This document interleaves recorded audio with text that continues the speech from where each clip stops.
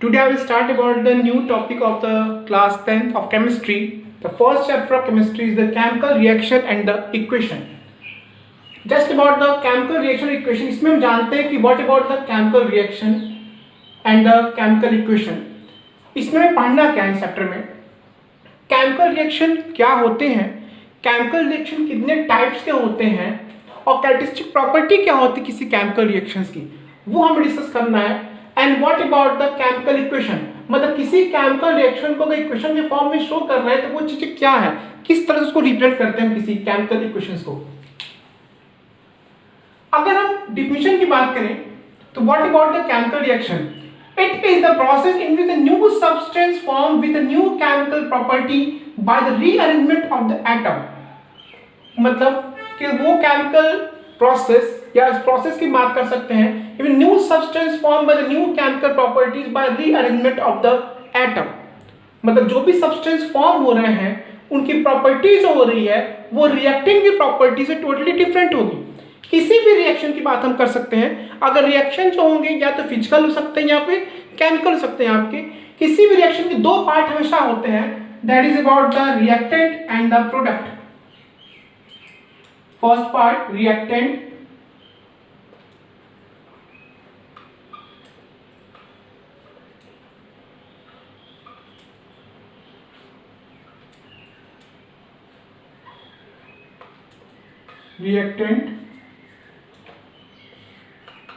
and next portion is about the product.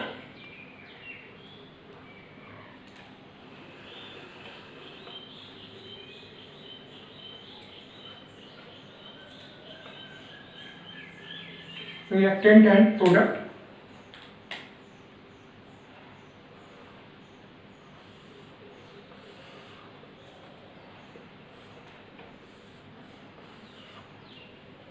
मतलब अगर reaction की बात करें हम तो रिएक्शन के दो पार्ट होते हैं, एक पार्ट होगा रिएक्टेंट, दूसरा पार्ट होगा प्रोडक्ट. रिएक्टेंट जो होंगे वो हमेशा लेफ्ट हैंड साइड होते हैं, left hand side, and product जो होते हैं वो हमेशा राइट हैंड साइड होते हैं. अगर इनकी डिफिनेशन की बात करें कि रिएक्टेंट क्या होते हैं, जो भी सब्सटेंस आप इन्वॉल्व कर रहे हैं, किसी भी रिएक्शंस की बात हम करें हम उसमें कि in the condition of the chemical reaction की बात हम कर रहे हैं कि केमिकल रिएक्शन में जो केमिकल सब्सटेंस हैं जो इन्वॉल्व हो रहे हैं और जिनकी हेल्प से नए सब्सटेंस फॉर्म हो रहे हैं उनको हम नाम देते हैं रिएक्टेंट. और जिनके थ्रू जो केमिकल रिएक्शन कंप्लीट हो रहा है, जो नए सब्सटेंस फॉर्म होते हैं, that is called about the product. मतलब after completing of the chemical reaction the new substance form is called about the product. मतलब कि जो भी आपने इस्तेमाल किया केमिकल सब्सटेंस को और जिन केमिकल सब्सटेंस के बीच में रिएक्शन हुआ उस पार्ट को हमने नाम दे दिया रिएक्टेंट, और जिनके रिएक्शन के बाद से जो नया सब्सटेंस फॉर्म हो गया after completing of the chemical reaction is called about the product. उसको कंडीशन को हमने नाम दे दिया क्या, प्रोडक्ट की बात हमने की. हमेशा इसको डिफरेंट कैसे करते हैं, लेफ्ट हैंड साइड जो होगा वो रिएक्टेंट के लिए होगा और राइट हैंड साइड जो होगा that is about the product. कैसी की डिफिनेशन की मेन कंडीशन क्या है कि जो भी केमिकल रिएक्शंस आपके होते हैं उनमें जो रिएक्टेंट और प्रोडक्ट की बात होती है वहां मेन कंडीशन क्या है. जैसे एग्जांपल हम लेते हैं सोडियम एंड क्लोराइड, क्लोरीन का, सोडियम एंड क्लोरीन. सोडियम जो होता है हाईली इन्फ्लेमेबल सब्सटेंस होते हैं, जैसे मॉइस्चर में या वाटर कांटेक्ट में आते हैं it can be burn. And chlorine gas जो होती है that is a poisonous condition. तो दोनों की अगर प्रॉपर्टी की बात करें कि दोनों की प्रॉपर्टी की सोडियम जो है that is about the highly burning condition होती है और क्लोरीन जो होती है हाईली पॉइजनस गैस होती है. पर इन दोनों के मिक्सअप होने के बाद से जो नया सब्सटेंस फॉर्म हो रहा है दैट इज द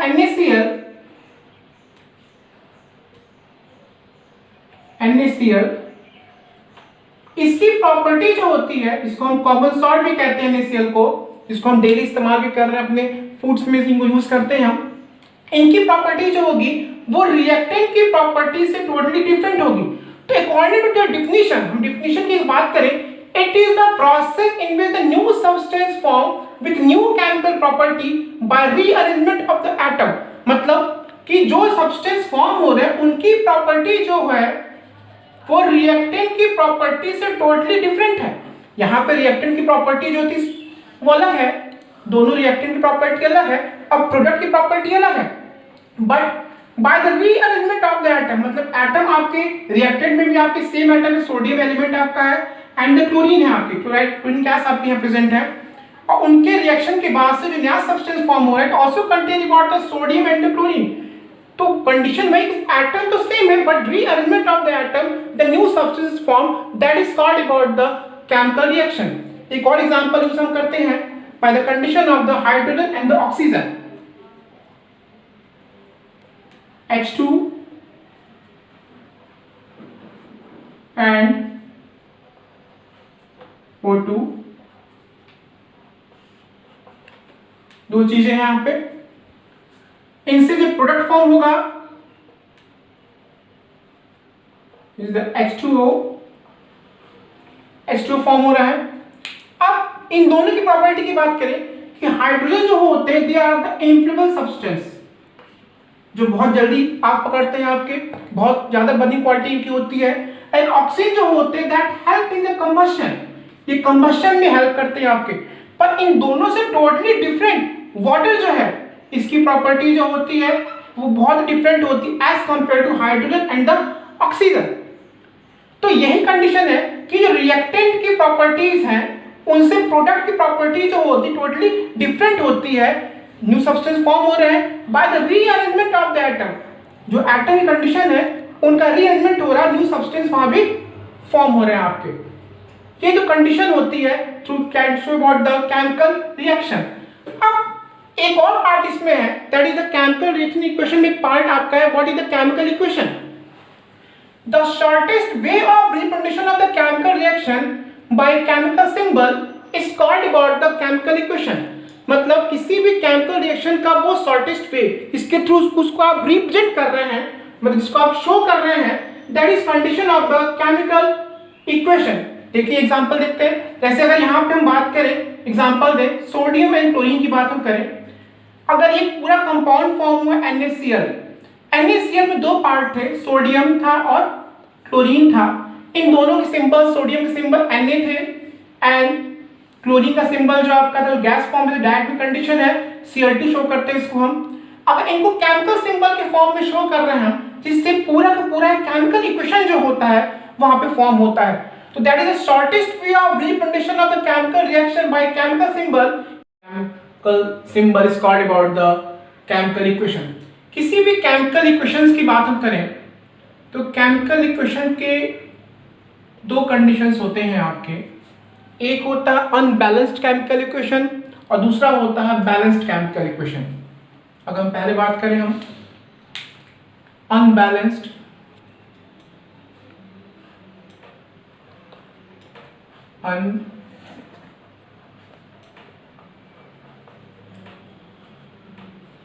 अनबैलेंस्ड और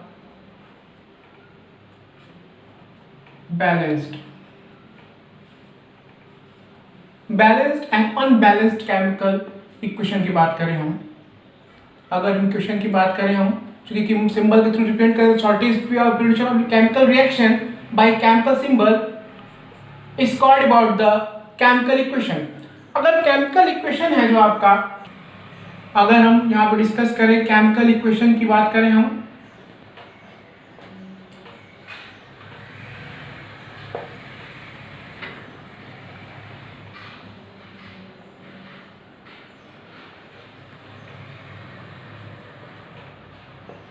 केमिकल इक्वेशन इसको दो तरीके से हम शो कर सकते हैं।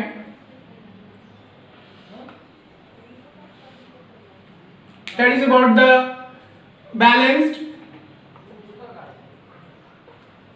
And unbalanced, balanced and unbalanced chemical equation. Unbalanced को हम एक और नाम देते हैं स्केलेटल इक्वेशन भी कहते हैं,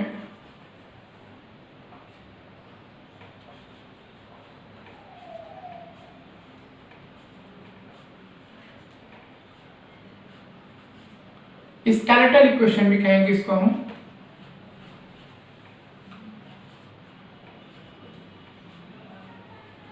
अगर कोई केमिकल रिएक्शन हमारे बैलेंस नहीं है, मतलब जो रिएक्टेंट्स और प्रोडक्ट्स के नंबर ऑफ एटम्स हैं अगर वो आपस में इक्वल नहीं है, दैट रिएक्शन या that equation is called about the unbalanced chemical equation.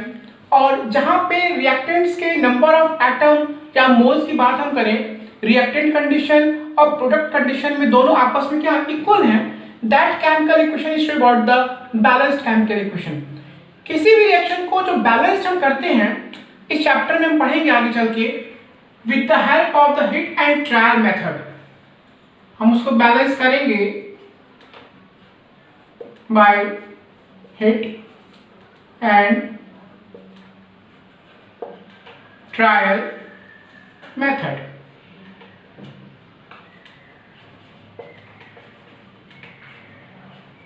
Hit and trial method से हम उसको शो करेंगे।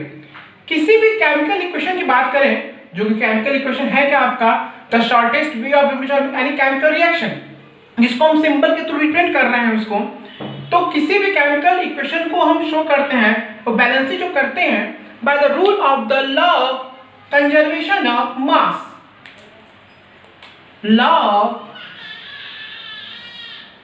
कंजर्वेशन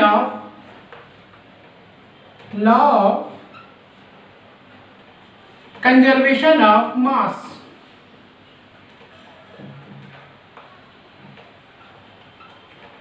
कंजर्वेशन ऑफ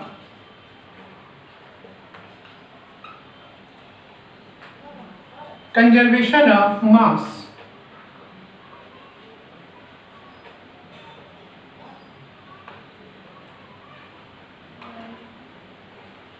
जहां पे mass of the reactant equal to the mass of the product.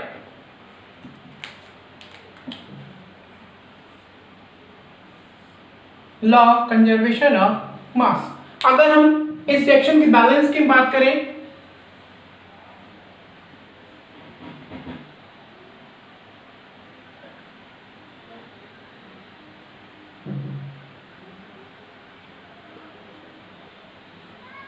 यहाँ पे 2 क्लोरीन के एटम हैं, तो प्रोडक्ट साइड में हम यहाँ पे 2 करते हैं और रिएक्टेंट साइड में सोडियम के बाद पास हम क्या करेंगे 2 से मल्टीप्लाई करते हैं हम इसमें। That is the balanced.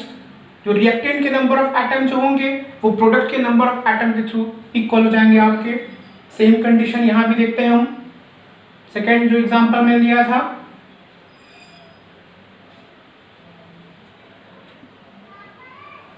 यहाँ पे ऑक्सीजन 2 है, इस साइड में 1 है प्रोडक्ट में, इसको 2 से मल्टीप्लाई करेंगे हम यहाँ पे, और यहाँ पे 2 से मल्टीप्लाई करेंगे। जैसा जो अब हाइड्रोजन जो होंगे 4 है रिएक्टेंट कंडीशन में, प्रोडक्ट में 4 आपके हो गए। रिएक्टेंट कंडीशन ऑक्सीजन 2 है एंड प्रोडक्ट में भी आपके 2 है। इस तरह से ये जो केमिकल रिएक्शन जो आपका था ये बैलेंस्ड आपका था, और इसको बैलेंस करने के लिए जिस रूल को हम फॉलो करते हैं that is the law of conservation of मास। और जो मेथड आगे हम पढ़ेंगे भी that is about the hit and trial method. आगे हम बताएंगे आपको कि how can balanced about the any chemical equation. तो स्टार्टिंग कंडीशन जो आपकी थी कि केमिकल रिएक्शन इक्वेशन क्या थे, जो मैंने बताया आपको कि केमिकल रिएक्शन क्या है, it is a process in which the new substance form with new chemical properties by rearrangement of the atom. Atom की रीअरेंजमेंट जो नई केमिकल प्रॉपर्टीज आपकी शो हो रही है, जिसमें रिएक्टेंट और 2 कंडीशन फॉर्म हो रही है आपकी, और जिनको हम इस केमिकल सिंबल के थ्रू शो कर रहे हैं। जो शॉर्टेस्ट वे है रिप्रेजेंट करने का किसी भी केमिकल रिएक्शंस का, उसको हम क्या नाम दे रहे थे, केमिकल इक्वेशन की बात कर रहे थे। केमिकल इक्वेशन 2 कंडीशन में होते हैं आपके, बैलेंस्ड और अनबैलेंस्ड। अनबैलेंस्ड वो होंगे जहां नंबर ऑफ एटम जो होते हैं वो रिएक्टेंट के और प्रोडक्ट के आपस में इक्वल नहीं होते हैं, उस कंडीशन को नाम देते हैं अनबैलेंस्ड केमिकल इक्वेशन कहते हैं। इसको एक और नाम देंगे हम, स्केलेटल इक्वेशन भी कहते हैं। और दूसरी कंडीशन जो हो रही है that is a balanced chemical equation, जहां पे नंबर ऑफ एटम जो रिएक्टेंट और प्रोडक्ट दोनों आपस में इक्वल होते हैं, that is called about the balanced chemical equation. जो नेक्स्ट पार्ट इसमें पढ़ेंगे example of the chemical reaction. Example of the chemical reactions, first about the digestion of the food, second respiration, third rusting of iron, fourth burning of fuel and fifth formation of the curd. अब ये कुछ common example है, इसके अलावा बहुत से examples होते हैं केमिकल रिएक्शंस के। मैंने कुछ कॉमन एग्जांपल्स को यूज किया है। First digestion of the food, जो भी फूड पार्टिकल्स हैं जिनको आप यूज करते हैं आफ्टर डाइजेशन, जब वो स्मॉल पीस ब्रेक कर जाएंगे, बॉडी में एब्जॉर्ब हो जाते हैं, तो उस कंडीशन में कभी भी जो वेस्ट कंटेंट हो सिर्फ वही फॉर्म होते हैं, दोबारा फूड को फॉर्म नहीं कर सकते हैं। That is about the chemical reaction. Second condition है रिस्पायरेशन। रिस्पायरेशन को हम नाम देते हैं, that is about the slow combustion भी कहते हैं इसको हम। स्लो कंबस्टन क्यों कह रहे हैं यहाँ पे, कि जो भी ग्लूकोज पार्टिकल्स हैं, ग्लूकोज C6H12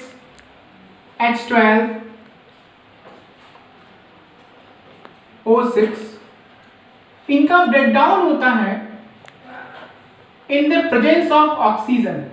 क्योंकि ऑक्सीजन के साथ में है, तो that is the condition of the combustion. अब इसके बाद जो प्रोडक्ट फॉर्म होंगे, that is the CO2 and H2O form होते हैं and liberate about the energy.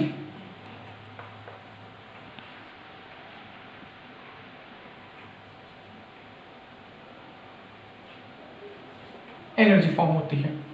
अगर रिएक्शन को हम बैलेंस करते हैं, that is 6 carbon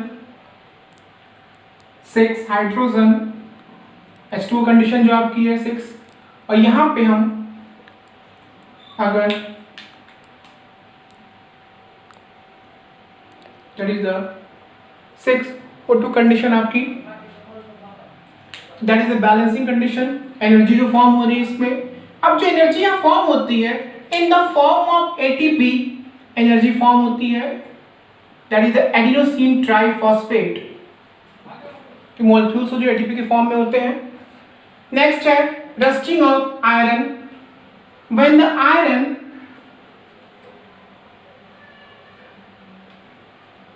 react with moist air, मतलब जब हवा में नमी रहती है, मॉइस्ट कंडीशन है, तो आयरन के ऊपर ब्राउन लेयर फॉर्म हो जा रही है।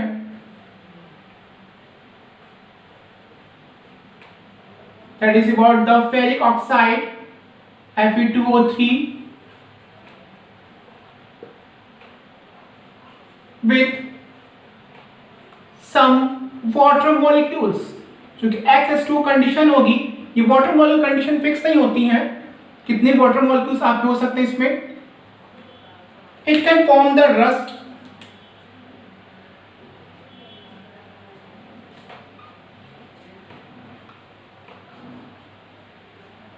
That is a brown colour. After rusting we cannot get about the iron again, मतलब रस्टेड आयरन, उससे हम प्योर आयरन दोबारा हम फॉर्म नहीं कर सकते हैं, because it can destruct. Next है बर्निंग ऑफ फ्यूल। जो भी फ्यूल है आपके, पेट्रोल है, कोल कंडीशन जिसको फ्यूल के फॉर्म में इस्तेमाल करते हैं, जो घरों में आपकी गैसेज होती हैं, अगर उनको हम बर्न करें, after burning of every fuel it can form the carbon dioxide and the water. ये भी कंडीशन कैसी है, example of the chemical reaction. Example use करते हैं C4H10, C4H10 ब्यूटेन C4H10, जो बेसिकली एलपीजी सिलेंडर्स के अंदर फिलअप होती हैं। अगर इनको हम कंबस्ट करते हैं, it can be combust, it can form the carbon dioxide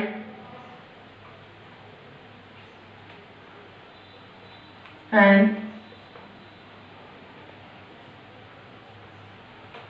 water condition form होती है यहाँ भी। इनको भी बैलेंस कर लेंगे। नेक्स्ट है formation of the curd. Curd condition जो है, जो मिल्क से कर्ड फॉर्म हो रहे हैं, ये भी केमिकल रिएक्शन के एग्जांपल है जहां पे दोबारा हम इस कर्ड से मिल्क का फॉर्मेशन हम नहीं कर सकते हैं। That is some example of the chemical reaction. इसके अलावा बहुत से एग्जांपल है, that is about the fermentation of the sugar, वो भी एग्जांपल आपके हैं जहाँ शुगर को फर्मेंट करते हैं, उसके फर्मेंट करने के बाद से उनसे ग्लूकोज और फ्रक्टोज फॉर्म होंगे, उस ग्लूकोज को दोबारा जब हम यूज़ करते हैं फर्मेंट में हेल्प करते हैं, उसके बाद से एथिल अल्कोहल जो होते हैं फॉर्म होते हैं, तो वो भी एग्जांपल्स होते हैं that is the chemical reactions के। नेक्स्ट टॉपिक में हम डिस्कस करेंगे characteristic property of the chemical reactions.